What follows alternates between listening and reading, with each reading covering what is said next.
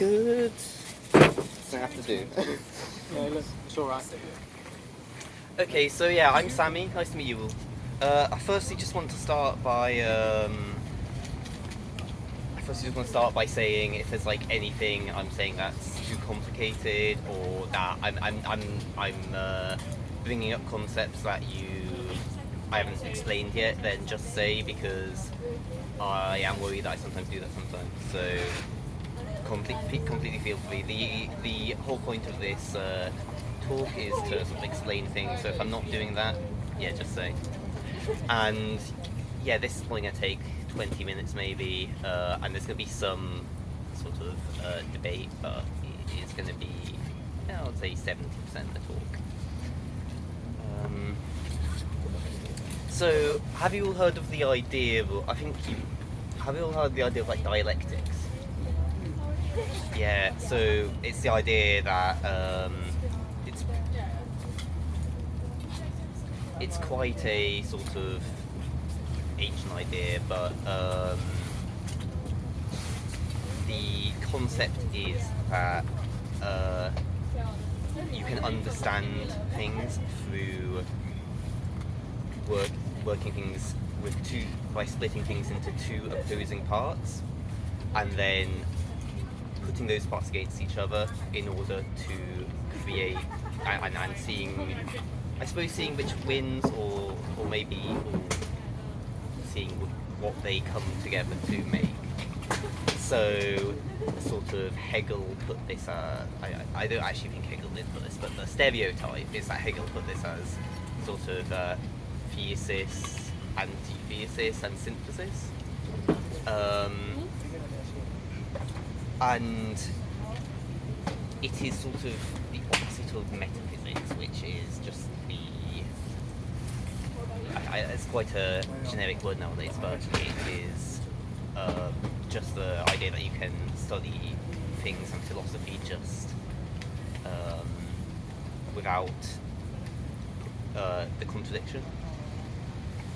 So I just want to start with asking, imagine a sort of conflict, an issue. It can be personal, it can be sort of a large thing, it can be small thing, it can be an internal thing that you yourself care about and only matters to you, and try splitting it into two parts.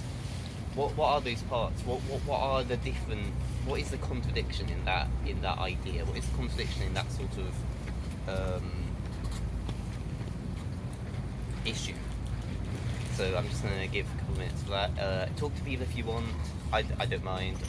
And then I guess I'll ask if you're okay with that in a minute. Okay. So What was the question again, sorry?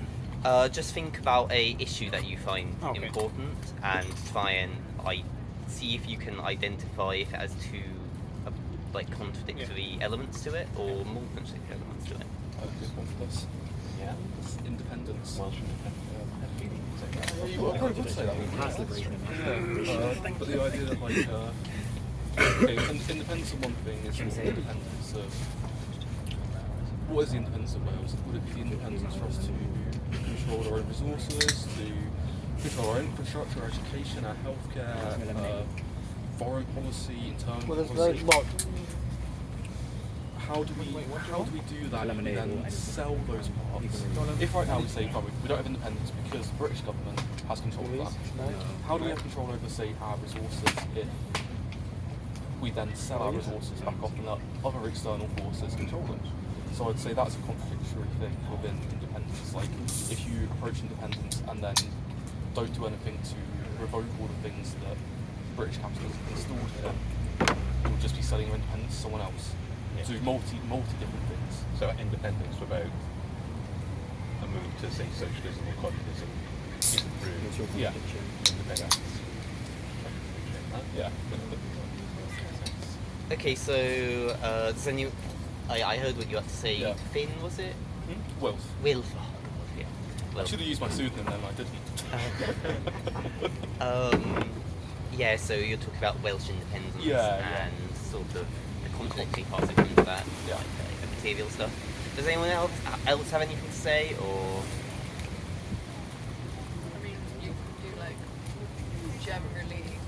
contradiction between different class interests, so like the interests of the working class and the ruling class. You see that with like the Palestine stuff going on, and just like globally, you have like massive people who like in the general population who are completely against it and opposed to it. Then at the same time you have a minority which are for it, but it's happening despite the minority being only the minority being for it. So there's like a contradiction there, and then it's that like contradictory force that then is what like you have like the eruptions of like the different movements, like the encampments, for example. Yeah, thank you actually for saying that, because that can bring me on to the next section, which is that this idea of dialectics is not really enough on its own. It's just abstract philosophy. What we really need to do is apply these dialectics to reality, and this is called dialectical materialism. This is what Marx and Engels thought up of. Because if just dialectics are on their own, you're not actually understanding anything. You're not getting to the essence of the issue, or of like actual real things. You're just thinking about things, I guess. So dialectical materialism is observing reality and applying dialectics to that reality to get to actually understand it. And so I'll get into the details now. So basically, what Marx and Engels say, and later philosophers say, political scientists, is that our very society is a contradiction between economic classes. I'm sure you will have heard of this idea. So, but important to dialectical materialism is the distinction between, I guess it's a contradiction on its own, between the subjective and the objective, or the quantity quality and the base and the superstructure. So this is the essence, and then almost like I don't want to say superficial, but the more I guess economic system and society, for an example. That's an example of the base and the superstructure. And dialectical materialism says that when one improves, the other must follow. So they work in a dialectical system as well, pushing each other forward. And this is how class society works. So since the very beginning of second society, we've had economic classes which have exploited each other. And now we live in capitalism. But I'm sure, again, that is something you will know.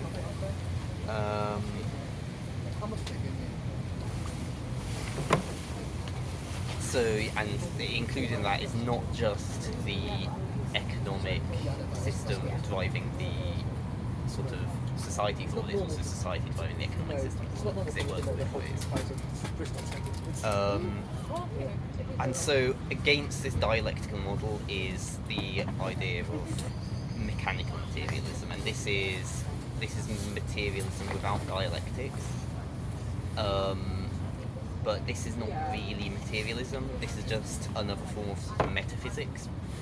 And this ends up in sort of evolutionism and just reformism, because with dialectics, revolutionary change is necessary.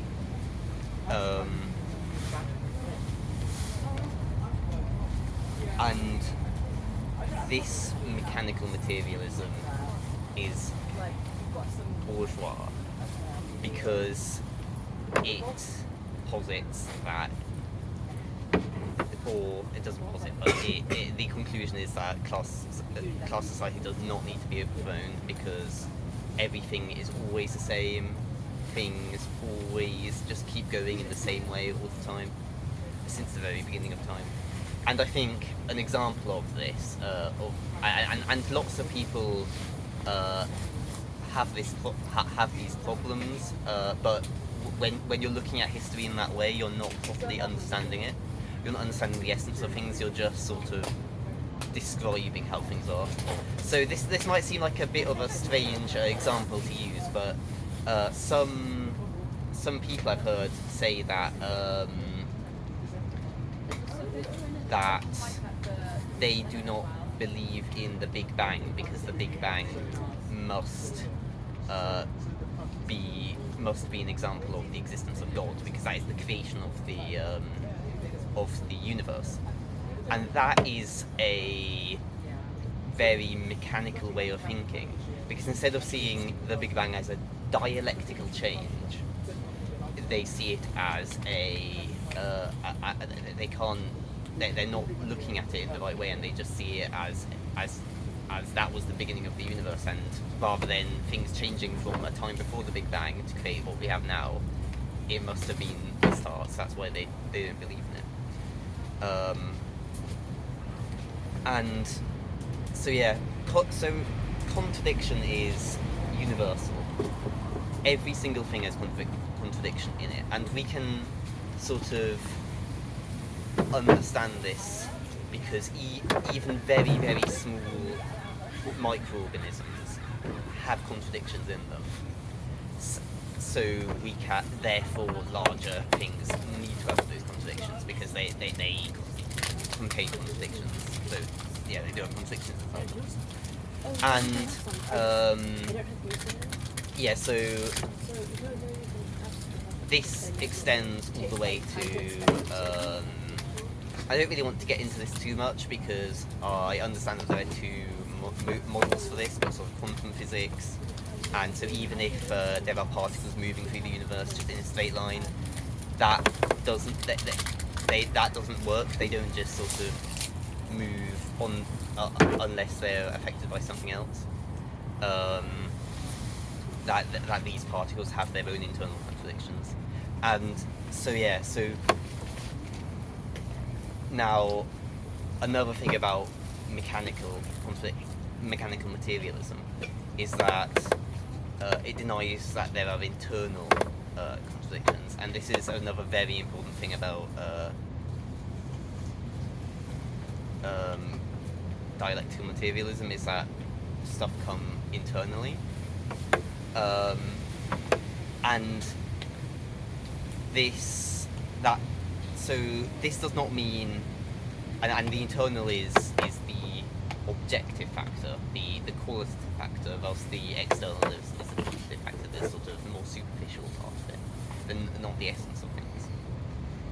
So an example of this is, but subjective factors still can make things change and make things happen, but the objective factors need to be there to allow that to happen.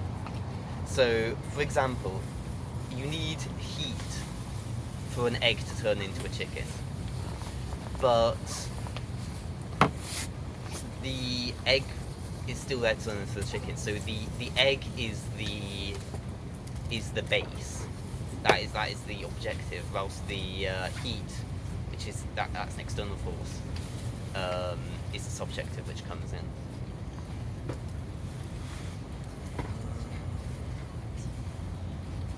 So, yeah, in Marxism, class is always the primary contradiction in society. And in this idea, the Communist Party exists only as part of this class contradiction. It exists just as the manifestation of the working class, I guess. Or maybe that's not the right word, but yeah, and Vanguard of it? Vanguard? Yeah, that's a good word. Yeah. And what makes this important? Sorry, I'm just going to stop for a second. Does anybody have any questions so far? I have a point. Yeah?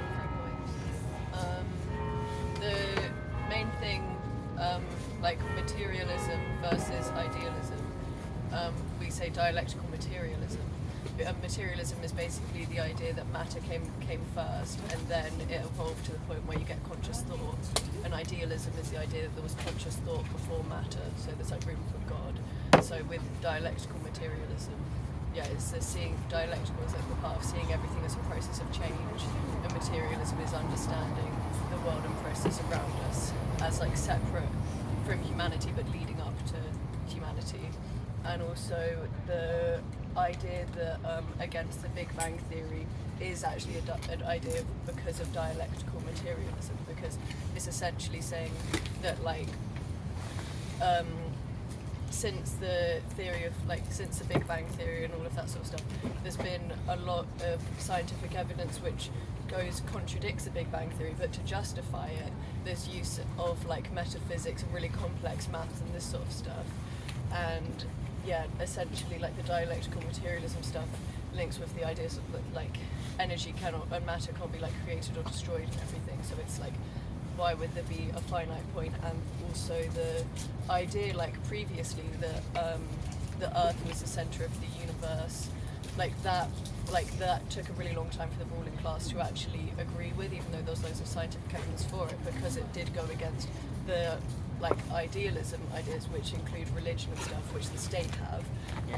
So then with the Big Bang Theory as well, it does still leave room for God, because it is like there is at least a point where it starts that it can be like, well, God could have been there for like the Big Bang Theory or whatever. So by getting rid of the Big Bang Theory, they would be contradicting their own philosophy, which the state uses idealism because it uses religion to like control people and has to justify things that can't be justified just with the material world. Yeah, actually, thank you very much for saying that, because I think that explains materialism very well. I'm not like a physicist, so I'm not always entirely sure about everything, but from my understanding, there was stuff before the Big Bang. There was as much energy. It was invisible. Yeah, there's a lot of stuff I could give people to read around that, because it's not really one that we can sort out in this conversation. Yeah, Maybe not. Yeah. I think we can figure it out.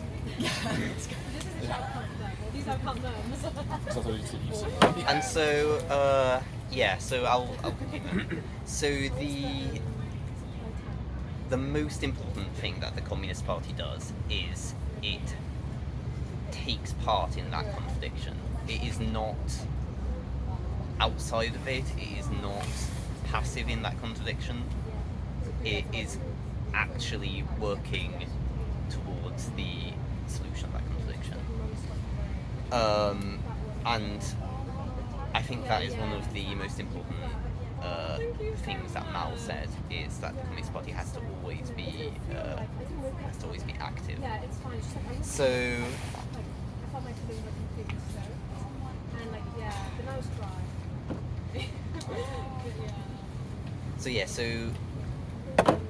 a massive problem that so I think I talked about this a bit, but the massive problem is when you don't necessarily do action, when you're not necessarily taking part in that contradiction, is you can become you won't actually understand the essence of that contradiction. And on the other hand, you can get vulgar materialism, which is when you haven't done enough introspection into that vulgar materialism. So when you haven't done enough introspection into materialism, and you don't accept that subjective factors are the condition of change, even if they're not the basis of change. So vulgar materialists will say stuff like that individuals can never change history, when they can. It's just they are at the whims of the greater class society and stuff like that.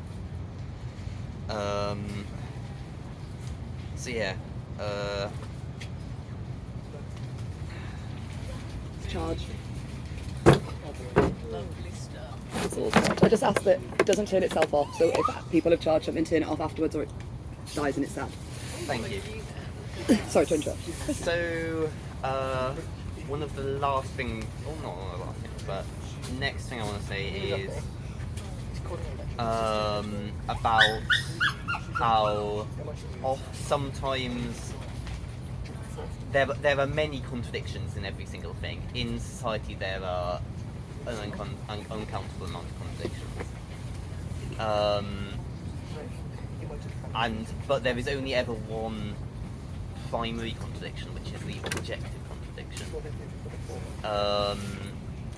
And of course, in our society, in material reality, that is class society. That is the primary contradiction, always. But sometimes these secondary contradictions, due to subjective circumstances, can temporarily become more important than the primary contradiction. So for an example of this, in World War II, the communists and the liberal imperialist capitalists worked together against the fascism, Nazism, across the globe. That was that was sort of working past the primary contradiction for a limited time, to the extent that in the long run that actually helped the working class more. So imperialism is often in countries where imperialism is attacking, it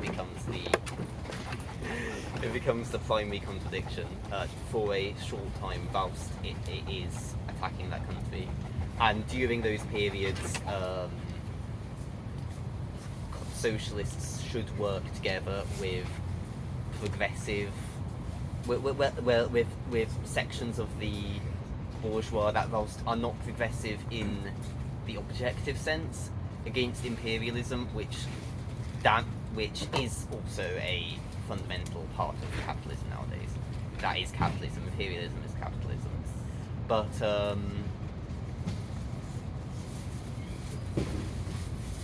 so they have to, in the short term, they have to work together because they are progressive in that short term, in order to stop the socialists getting, I guess, tactically destroyed by imperialism. But it's always important to remember that class struggle is still the basis, and if you forget that is opportunism. And so if you ever are working in a united front, you need to remember that whilst you're working together with the bourgeois and progressive national bourgeois and so on and so on, it is a temporary thing. It is something that is, I guess, is something that you're going to cut off at some point. And if you don't understand that is sort of falling into another pitfall. So that is most of what I have to say about dialectics, and we can get on to the application of it into Palestine in a second. Does anyone have any more questions or stuff to say? I did, but well, I don't know. You're saying about like Mao and stuff.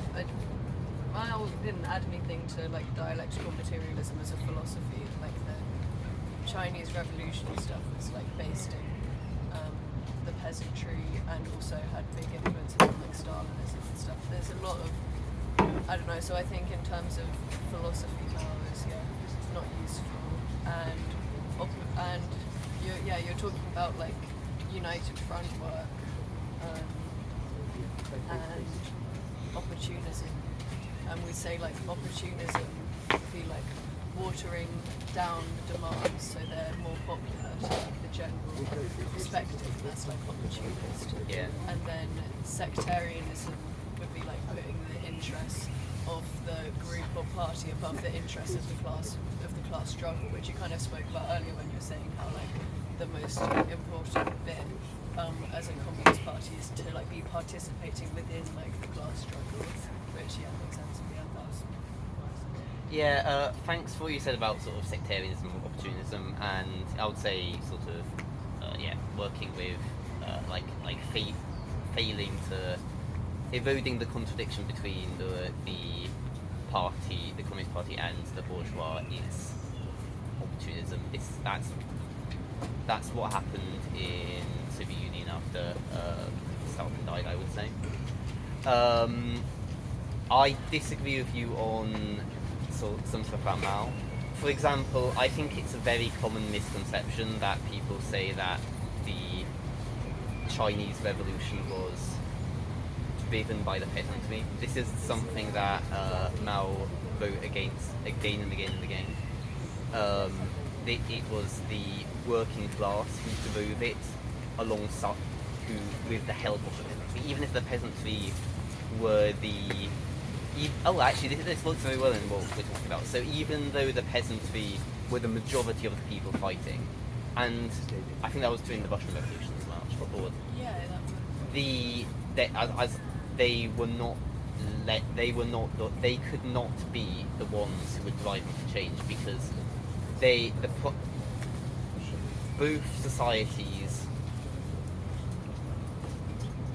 in both societies the primary contradiction was, I guess in both societies it was sort of semi-feudalism, but the working class only the working class in both societies could be the ones who were who drove that revolution, because they were the ones who were one side of that dialectic, whilst the peasants were part of a past one which was starting to become outdated, but it still mattered. Yeah. Well, this is more of a question and a point. I mean, what is the contradiction within the UK, for example? There's no national versus class contradiction, really. I mean, you can look at Welsh independence and say yes, but I mean, for England, like, what is the contradiction? So I think it's kind of useless applying these points to like a lot of countries in the West, because they have got independence. There is no imperialist factor affecting us. Well, I would say there is a national contradiction, 100%. Like with Scotland, with Wales. Yes, More but you importantly with Ireland. Yeah, with The Ireland. Yeah, with national Ireland, the but UK do you is not- tied up into the north of Ireland. Exactly. Well, yeah, I get that, but do you not support class liberation across the UK instead of dividing workers across country lines? I support a socialist federation of Britain where each country can decide if they want to work together. I think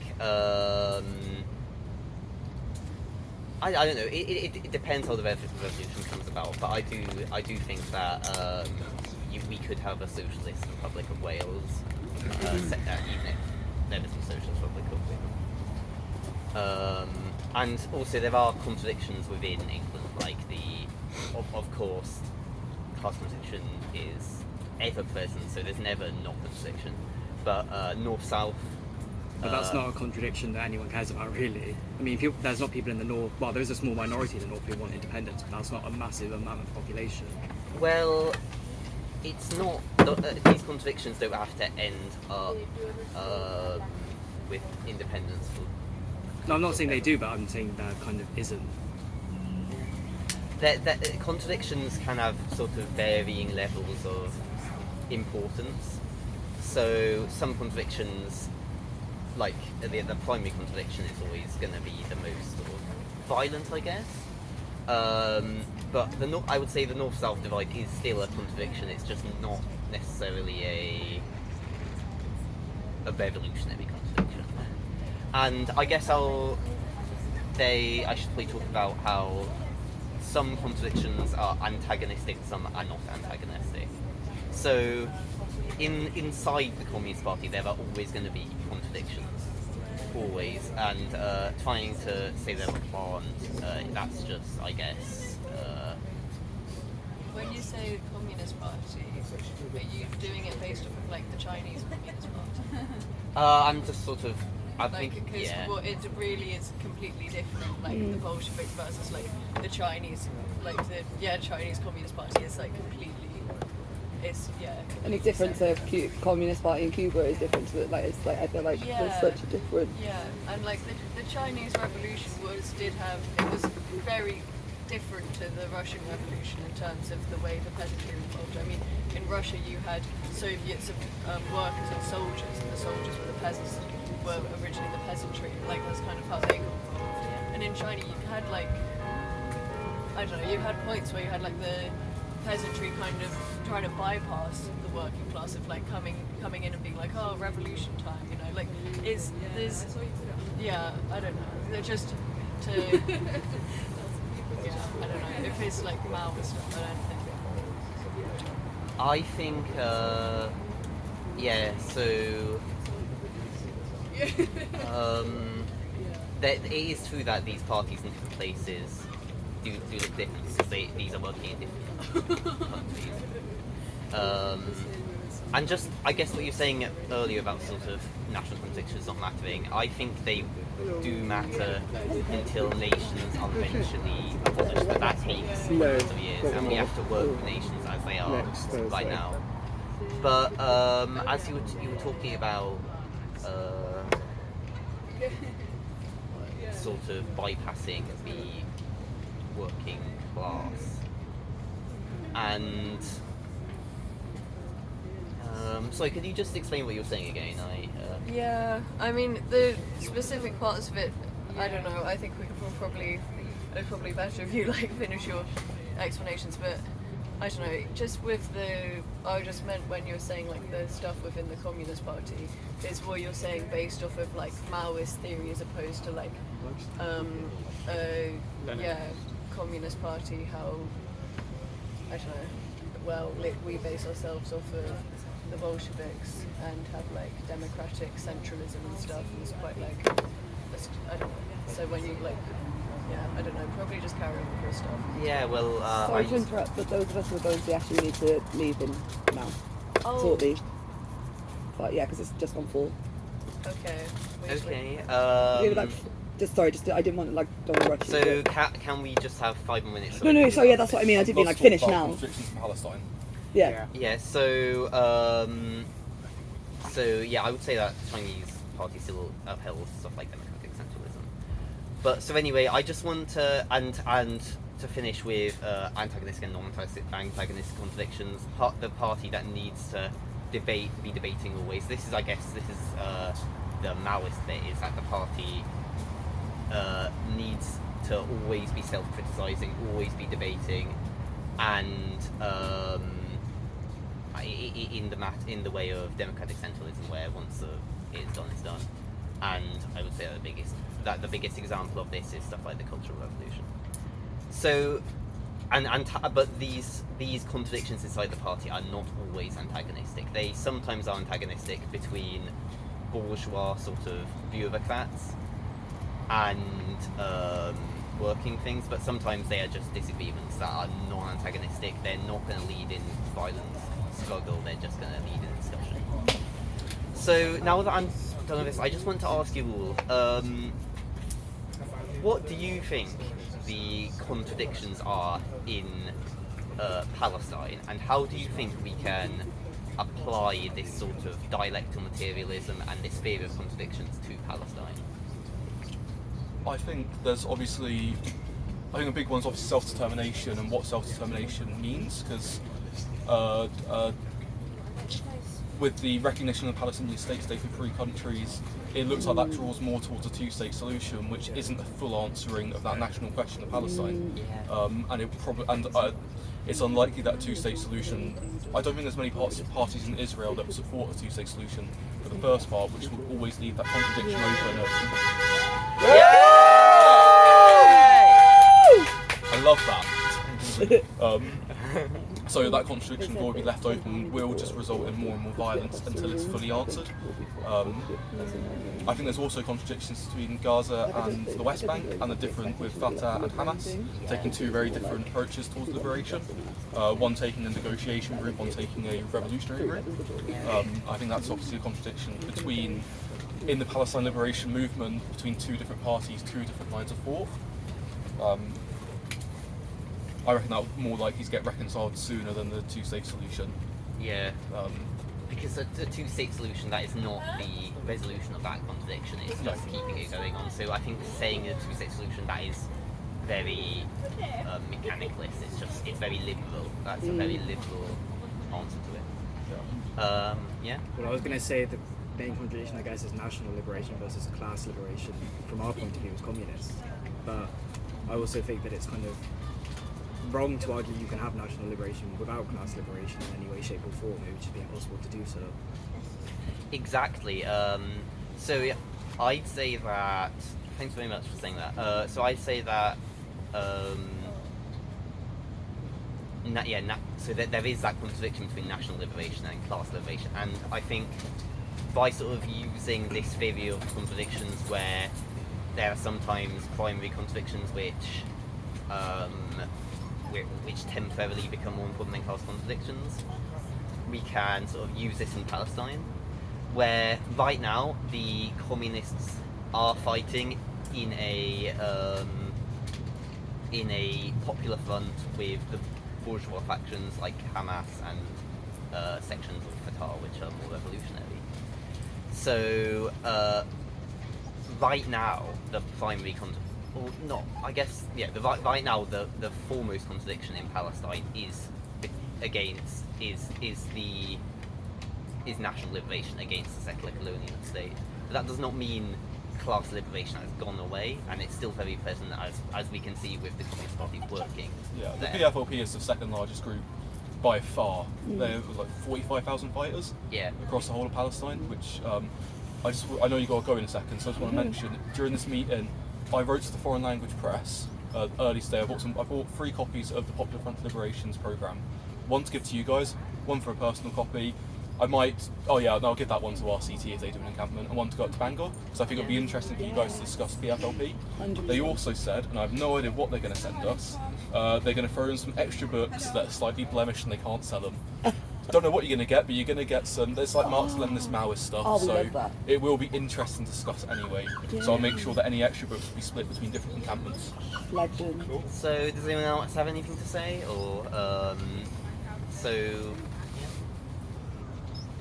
So yeah, I guess that another thing, the last thing, is that I don't necessarily think negotiation is always going to work in Palestine, because that's again not how a contradiction of this sort of this contradiction can't be resolved to this evolutionary narrative, I guess. It's impossible to do that. So I guess just the last thing to say is that the violence is inevitable, and the only answer is a one-state solution, because that is the only that is the only way it can be resolved. Yeah. Okay. Thank you for coming. Thank you. You enjoyed it. And also, I actually also have a copy of the Popular Front of Liberation, Nice. that thing. So if anyone wants, yeah. Also, Also, I have On Contradiction, which is by Mao. You also Very good book. It's that just talks about all of this that I've been talking about. I also recommend The German Ideology. I think that's just the most foundational thing about historical materialism, dialectical materialism.